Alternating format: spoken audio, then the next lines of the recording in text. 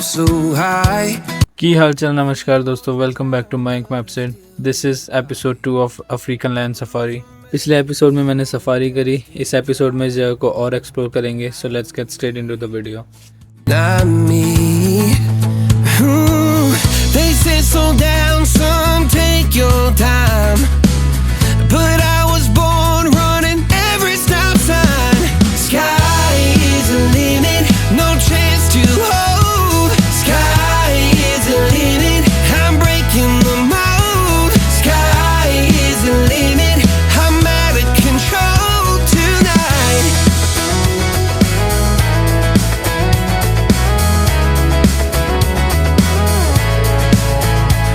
Every doubt just feeds the flame.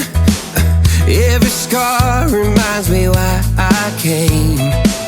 I've been broke, I've been blessed, carry faith in an empty chest till now. The stars are down like good old friends, saying, boy, don't stop where the sky just ends. Sky is the limit, no chance to hold. Sky is the limit, I'm breaking the mold. Sky is the limit, I'm out of control tonight.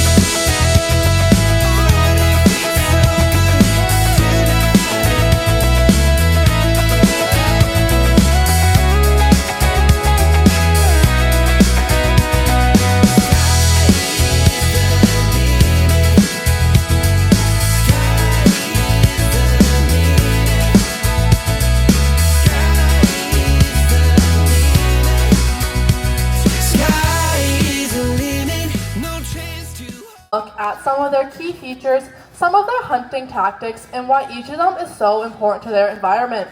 Now our first bird likes to hunt out of burrows, so we've placed a little lure on the field over there, and we're going to see if she can get it for us today.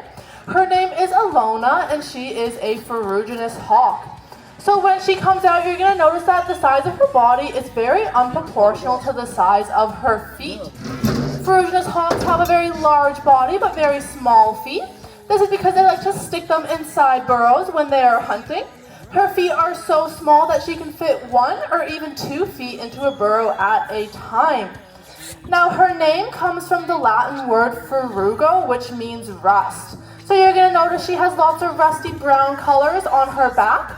This helps her blend into the grassland. And then she has lots of white colors on her tummy, which helps her blend into the sky as she is flying. Now she is native to North America, and in Canada she can be found in Alberta, Manitoba, and Saskatchewan. So as I mentioned, a majority of our presentation is going to be on raptors, and you may have heard that term before, but are not quite sure what it means. A raptor is any bird with a powerful hooked beak, strong feet, and sharp talons which they use to hunt.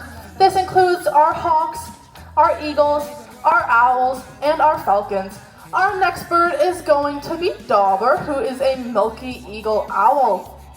So when he comes out, you're going to notice that he has some very pretty pink eyelids. He's actually the only owl species that has this.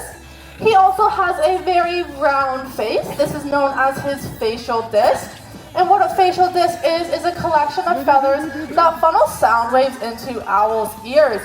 Owls have asymmetrical ears, so that means one points up and the other points down, allowing them to hear sound waves in horizontal and vertical planes. Now underneath those pink eyelids, you're going to see some very large eyes. Owls' eyes are so big that they actually take up to 75% of the room in their skull. This leaves very little room for their brain, so that tale you have heard about the wise old owl isn't necessarily very true. Our next bird that's going to be coming out is going to be joining us way over in that far field. She is a pretty iconic bird, so when she comes out, if you know the type of bird she is, you can just yell it out. And here she is. Does anyone know what type of bird she is? So she is actually a bald eagle. She's a little bit harder to identify because she is still a juvenile. Bald eagles don't get their full white coloration on her head and tail feathers until she is up to 8 years of age. So Rowan here is about 4 years old and she's still working on her coloration. So before that, you can see she has some more muddy brown colors. We've placed a lure on top of the water, and let's see if she can make a catch for us. And she's got it. We can give her a big round of applause for that.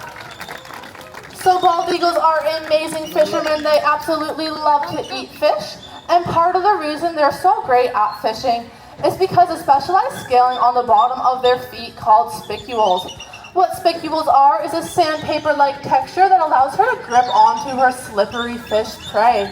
Now, once she grabs her prey, she's often able to fly with it right out of the water. But sometimes our bald eagles are a little bit too ambitious and grab onto a fish that is too big for them. In that case, what they're going to do is hold that fish underneath the water and use those great big wings that Rowan is showing off there to row themselves and their fish back to shore. Now, as you may know, bald eagles have kind of a sad past, but an amazing comeback story. In the 1960s and 70s, farmers sprayed a pesticide called DDT onto their crops. Now, DDT made its way into the water and up the food chain into these bald eagles' diets. So without this calcium, bald eagles were laying very soft and brittle eggs, which unfortunately, when mom and dad went to go sit on their nest to incubate their eggs would be crushed underneath their own body weight. Now, with no new babies and a dying older population, this meant that bald eagles reached critically low numbers, and they made their way onto the endangered species list in 1978.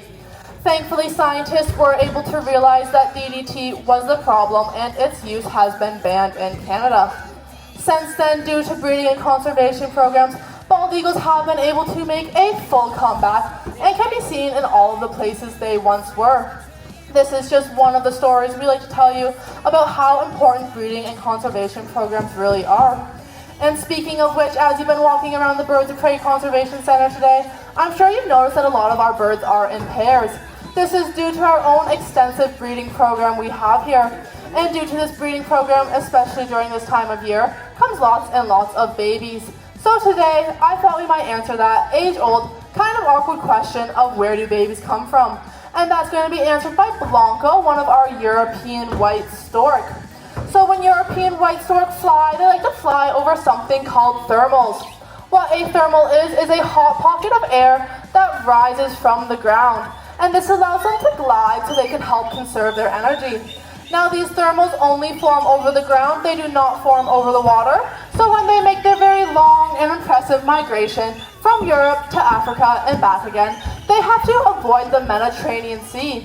So this migration takes them about 9 months, or your average length of a human pregnancy, which is why they're often associated with fertility, good luck, and being the bringers of human babies. Now, I'm sure you've also noticed some of his features, like that long, skinny orange beak of his and those long, skinny orange legs. And you may be thinking to yourself, these are not characteristics of a raptor, and you would be right. Instead, Blanco is a wading bird, which means he likes to walk very slowly in small bodies of water, careful not to disturb any sediment that might scare away his prey of fish, crustaceans, or even insects. Now, before I invite my next pair of birds out, I would like to ask if anyone would like to volunteer to do a little bit of running for us. You can just put your hand up nice and high, and if I call you down, you can come and join me on the field. So let's have you up front in the yellow, you in the back in the blue. I'll get both of you in the white back there. You in the black. You in the green can come. Let's get you in the red and you in the gray. Let's get you in the white and you in the pink. Okay, so once you get led on the field, you can just wait nice and close to me. On your mark, get set, go.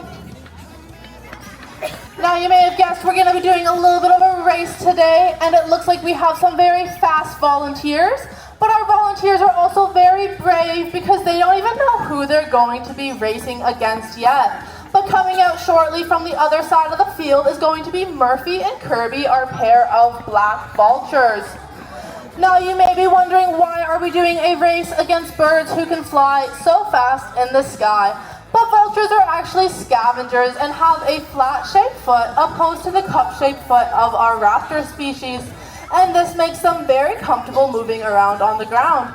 And we're going to show you that here today. But before we get started, I have a couple of rules for my volunteers. Does everyone see this T-post? Give me a thumbs up if you do. Awesome, this is going to be your finish line. So the first person or bird to run past this T-post towards me is going to be our winners. For my second rule is I want you to imagine a great big line going through me down the field. If I can keep all my volunteers on this side so we can let our vultures have this side of the field. And for my final rule is when I say go, I want you to run as fast as you can. Now my audience, can I get your help with a countdown from 3? Okay, in 3, 2, 1, go! And our volunteers are off to a very fast start. Our vultures are cheating with their wings, but this one definitely still goes to our volunteers. Good job, guys. So we're gonna let you off the field. You can go back to your friends and your family, but just because she is big does not mean that she is slow. Saker falcons can reach speeds of 150 kilometers an hour. That is 50 kilometers faster than even a cheetah. Now, while she's not going to be going quite as fast for us today, she is going to be showing off some of her skills in a simulated aerial hunt. So as she gets going there, I want you to notice her flight pattern. She's making lots of loops. She is going up, she is going down. She's making some sharp turns. If you're lucky, she may even fly over the stands for you guys today. This is a very normal part of the hunt called waiting on. What she is doing is she is testing the air and the wind conditions. She is testing the weather. She is warming up those great big flight muscles of hers. But most importantly, she is distracting and confusing her prey, which we will be simulating with a feather lure here held by our trainer. Now our falcons are able to reach their incredible speeds by going super high up in the air and then tucking in their wings. This is called the stoop period of the hunt. Now during this time, they take in a lot of air through their nose so that they have a cone structure in them called baffles, which helps them filter their air. Now when Arwen comes through, we're going to see if she can make a catch. Oh, she can't get it every time, guys. That's okay. Now usually these falcons are able to catch their prey right out of the sky, but sometimes they're going a little bit too fast. And in that case, what they're going to do is ball up their feet and punch their prey. Now going at 150 kilometers an hour, that punch is going to hurt pretty bad and usually knocks their prey dead on impact. However, if it doesn't, they have a notch on their beak called the toenail tooth, which they can then use to bite the vertebrae of their prey and enjoy their meal that way. Now by being here, each and every one of you has helped to support the conservation programs we have here at the African Lion Safari, but specifically in birds of prey, the one we hold most near and dear to our hearts is the eastern logger-headed shrike, which is a predatory songbird right here in Ontario that is endangered. Now by being here, you have helped us collectively release over 1,000 of these birds, so I just wanted to send out a huge thank you. We're going to be having Arwen down here. If you want to come say hi, take any pictures, or ask any questions. Just a reminder that our next presentation is in about 10 minutes down the path past the waterfall, and it is Wild Wonders. I hope you enjoyed the presentation and have a great rest of your day at African Lion Safari.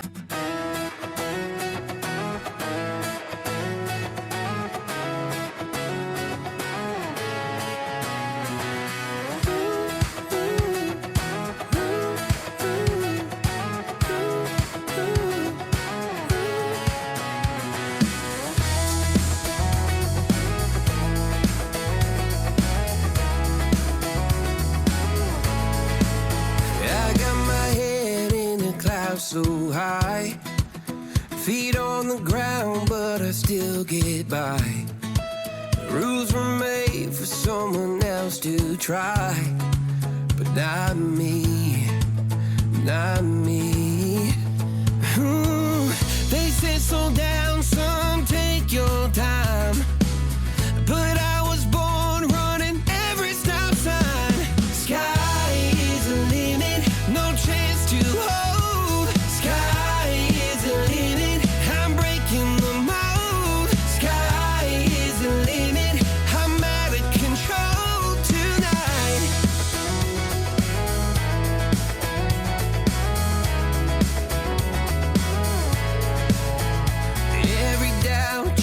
Feet of flame.